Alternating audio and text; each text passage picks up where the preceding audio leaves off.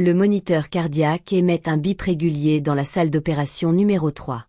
Les néons projettent une lumière crue sur la table où repose Zara, 68 ans, inconsciente sous anesthésie générale. Le docteur Moreau ajuste son masque chirurgical, ses yeux fixés sur l'écran d'imagerie à sa droite. On commence l'incision abdominale. Scalpel. L'infirmière place l'instrument froid dans sa main gantée. Un trait rouge apparaît sur la peau pâle. Tout semble routinier, une simple exploration d'une masse abdominale détectée aux urgences la veille. Mais quand le chirurgien écarte les tissus, ses mains se figent. Attendez, qu'est-ce que... L'équipe se penche. Dans la cavité abdominale, entre les organes, quelque chose d'impossible émerge sous la lumière chirurgicale. Une forme blanchâtre, dure, calcifiée. Pas une tumeur. Pas un kyste. C'est un fœtus. Le silence tombe comme une chape de plomb. L'anesthésiste lève les yeux du moniteur, incrédule. L'infirmière recule d'un pas. Depuis combien de temps elle porte ça? Le docteur Moreau déglutit. Sa voix tremble légèrement. D'après la calcification, 40 ans. Peut-être plus. Microcliphangé. Mais ce qu'ils vont découvrir dans les minutes qui suivent va transformer ce cas médical rare en quelque chose qu'aucun d'eux n'oubliera jamais. 48 heures plus tôt. Zara se réveille avec une douleur qu'elle connaît trop bien. Cette sensation de pression dans le bas-ventre, ces crampes sourdes qui montent jusqu'aux côtes. Depuis des décennies, elles vont et viennent. Parfois légères, parfois insupportables. Elle vit seule dans un petit appartement de banlieue parisienne. Veuve depuis 15 ans. 2 enfants adultes qui vivent loin, occupés par leur propre vie. Elle n'a jamais voulu les inquiéter avec ses petits problèmes de santé. Ce matin-là, la douleur est différente. Plus intense. Brûlante. Elle essaie de se lever. Ses jambes cèdent. Le sol se rapproche trop vite. Le téléphone glisse de sa main. Un voisin entend le bruit sourd. Il frappe à la porte. Pas de réponse. Il appelle les secours. Hôpital Saint-Louis, service des urgences. Zara reprend conscience sur un brancard roulant à toute vitesse dans un couloir blanc. Des voix autour d'elle. Des lumières qui filent au plafond. « Madame, vous m'entendez? Serrez ma main si vous m'entendez. » Elle serre. Faiblement. Le docteur Hassan, médecin urgentiste, parcourt rapidement son dossier médical électronique. Presque vide. Pas de suivi régulier. Dernière consultation il y a 12 ans. On la met en salle 2. Je veux un scanner abdominal complet. Maintenant. Les infirmières s'activent. Prélèvement sanguin, perfusion, monitoring cardiaque. Zara glisse entre conscience et torpeur, la douleur pulsant comme un tambour dans son ventre. 30 minutes plus tard, le docteur Hassan fixe l'écran du scanner, immobile. C'est pas possible. Le radiologue à ses côtés zoome sur la région pelvienne. Vous voyez ça aussi? Oui. Mais j'ai besoin d'une confirmation. Appelez le service de gynécologie. Et la chirurgie générale. Sur l'écran, au milieu des organes abdominaux de Zara, une masse dense, blanche, au contour étrangement humain. Microcliphangé. Ce que personne ne sait encore, c'est que cette découverte va remonter à une tragédie vieille de plus de 4 décennies. Salle de consultation, 2 heures plus tard. Zara est réveillée, encore confuse. Face à elle, 3 médecins. Le docteur Hassan. La docteure. Lefebvre, gynécologue. Et le docteur Moreau, chirurgien. Madame Zara, nous devons vous parler de ce que nous avons trouvé. Elle hoche la tête, ses mains tremblantes serrant le drap du lit. Dans votre abdomen, nous avons identifié un fœtus calcifié. Ce qu'on appelle médicalement un lithopédion. Un bébé de pierre. Le silence qui suit est écrasant. Zara cligne des yeux, comme si les mots refusaient de pénétrer son cerveau. Un bébé. La docteure. Lefebvre s'approche doucement.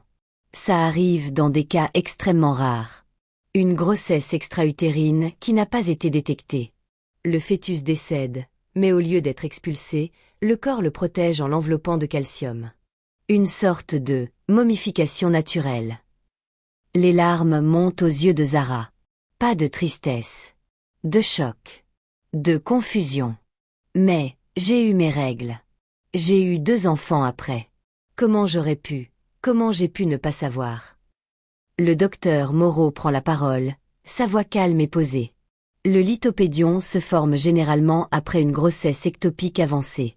Il se loge en dehors de l'utérus, souvent dans la cavité abdominale. Votre corps a continué à fonctionner normalement. Vous avez pu concevoir et porter vos autres enfants. Le fœtus calcifié est resté, silencieux. Jusqu'à maintenant. Zara porte une main tremblante à son ventre. Pendant combien de temps? D'après la densité de la calcification, nous estimons entre 40 et 45 ans. 40 ans. Presque toute sa vie d'adulte. Elle a porté ce secret dans son corps sans même le savoir. Microcliphangé, mais retirer ce bébé pétrifié ne sera pas aussi simple qu'une chirurgie ordinaire. Et ce que les médecins découvriront va compliquer tout. Réunion d'équipe médicale, salle de conférence. Le docteur Moreau projette les images du scanner sur le grand écran.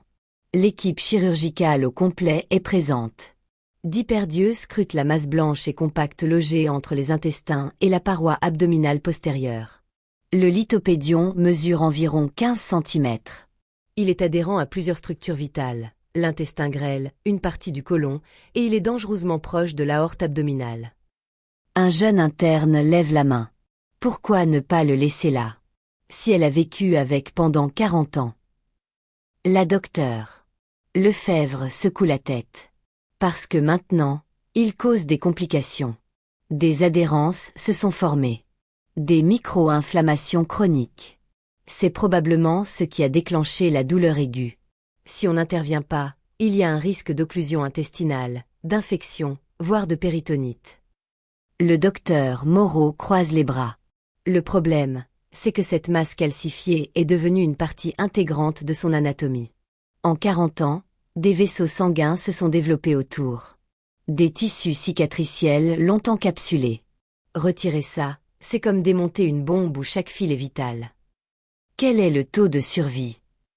Pour les lithopédions, il y a tellement peu de cas documentés qu'il n'y a pas de statistiques fiables. Mais les complications chirurgicales sont élevées. Hémorragie, lésions organiques, sepsis post-opératoire. Un silence lourd s'installe. Et si on ne fait rien? Elle mourra dans les 6 mois. Maximum. Chambre de Zara, le soir même. Ses 2 enfants sont là, enfin. Leïla, 43 ans, assise au bord du lit, tenant la main de sa mère.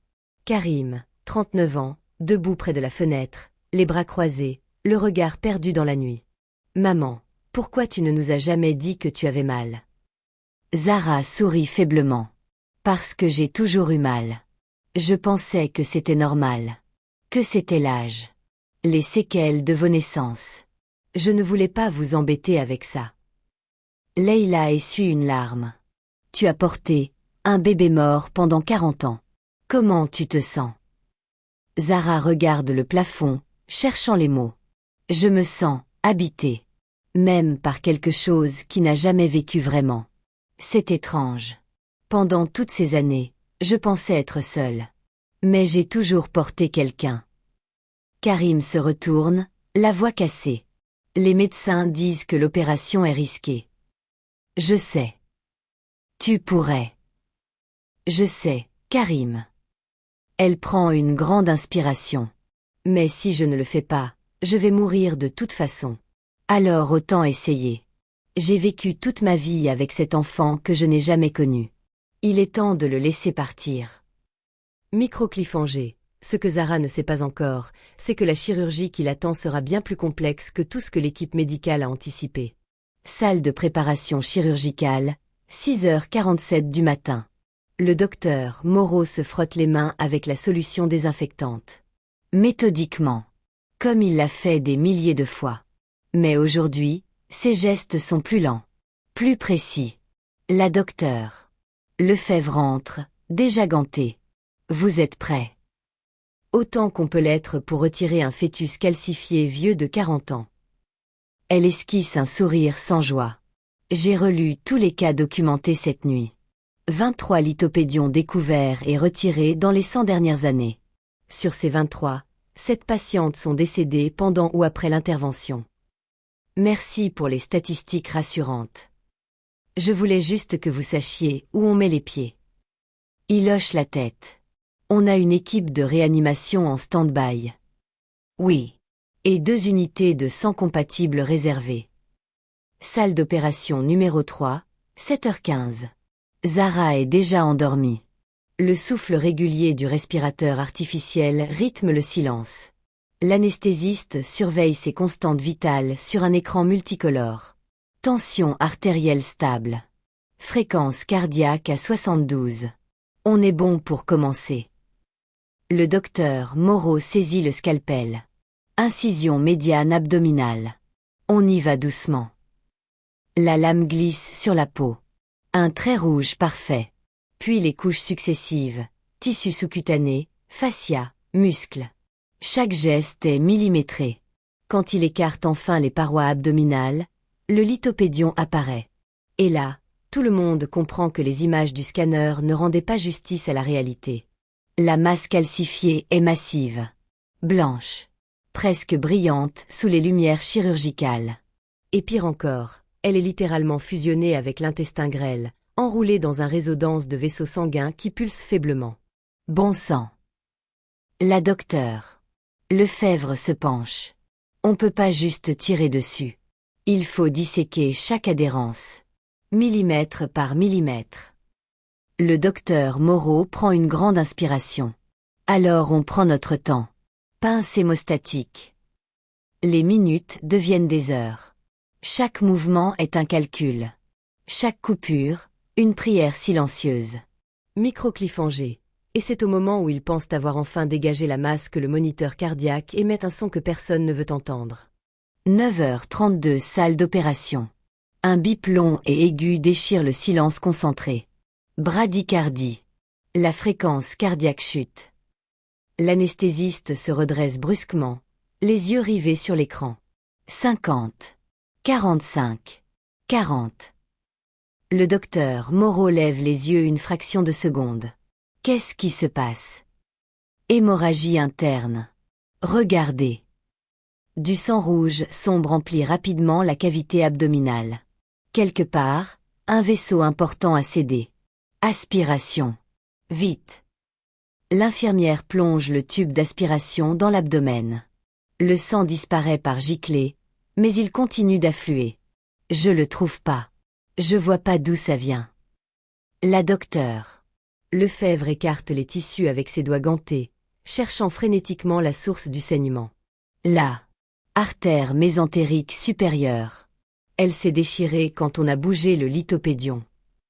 Clan vasculaire. Maintenant.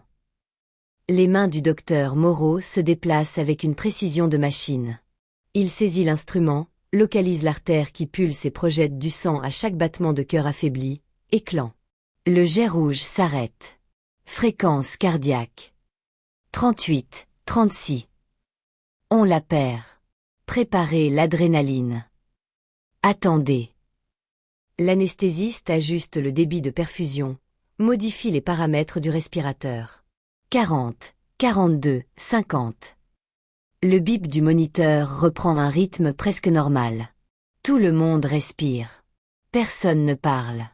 Le docteur Moreau regarde la masse calcifiée, encore à moitié attachée aux tissus environnants. On continue. On est allé trop loin pour s'arrêter maintenant. 10h58, salle d'opération. 3h43 après la première incision. Le docteur Moreau soulève enfin le lithopédion hors du corps de Zara. C'est plus lourd qu'il ne pensait. Compact. Froid malgré la chaleur des lumières chirurgicales. Dans ses mains gantées de rouge, il tient un fragment d'histoire. Une vie qui ne s'est jamais réalisée. Un secret que le corps de Zara a gardé pendant 4 décennies. Il le dépose délicatement dans un bac métallique. C'est fini. La docteure Lefebvre commence à suturer les vaisseaux endommagés. L'infirmière nettoie la cavité abdominale avec une solution saline stérile. Chaque geste est précis, méthodique. Pas d'autres saignements visibles. Intestins intacts. Oui. Pas de perforation. Le docteur Moreau commence à refermer l'abdomen, couche par couche. Muscles. Fascia. Peau. À 11h34, la dernière suture est posée. Elle est stable. L'anesthésiste consulte les moniteurs. Tension artérielle normale. Fréquence cardiaque à 68. Saturation en oxygène à 98%. Elle tient le coup. Le docteur Moreau retire ses gants ensanglantés, les jette dans la poubelle médicale. Bon travail, tout le monde. Salle de réveil, 2 heures plus tard. Zara ouvre les yeux lentement. Le plafond est blanc. Trop blanc. Une douleur sourde pulse dans son ventre, mais différente. Plus propre. Plus vide. Maman. La voix de Leïla. Douce. Tremblante de soulagement. C'est fini. Tu es en vie. Ils l'ont retiré. Zara tourne péniblement la tête. Ses 2 enfants sont là, de chaque côté du lit. Leïla pleure. Karim sourit, les yeux rouges. Il est parti. Oui, maman. Il est parti. Elle ferme les yeux. Une larme coule sur sa tempe. Pendant 40 ans, j'ai porté un enfant que je n'ai jamais connu. Un frère ou une sœur que vous n'avez jamais eu. Leïla lui prend la main. Maintenant, il peut reposer en paix. Et toi aussi. 3 semaines plus tard. Consultation post-opératoire. Zara marche dans le couloir de l'hôpital. Lentement, mais sans aide. Le docteur Moreau la reçoit dans son bureau. Comment vous sentez-vous? Bizarre. Plus légère. Comme si une partie de moi était partie, mais pas dans le mauvais sens. Il sourit. C'est normal. Votre corps doit réapprendre à fonctionner sans cette masse. Mais vous cicatrisez parfaitement. Et le bébé. Nous l'avons envoyé en analyse anatomopathologique. C'était un fœtus masculin d'environ 24 semaines de gestation. La calcification était complète, ce qui a protégé votre organisme de toute infection pendant toutes ces années. Votre corps a fait quelque chose d'extraordinaire. Il a transformé une tragédie en survie. Zara hoche lentement la tête. Est-ce que je peux le voir? Ou au moins savoir où il sera? Le docteur Moreau la regarde avec compassion. Nous pouvons organiser une inhumation, si vous le souhaitez. Même après 40 ans, c'était votre enfant. Elle sourit à travers les larmes. Oui, je voudrais ça. Épilogue. Cimetière de Pantin, 1 mois plus tard. Une petite pierre tombale. Simple. Sobre. À celui qui est resté. 1983 à 2025. Zara dépose une rose blanche.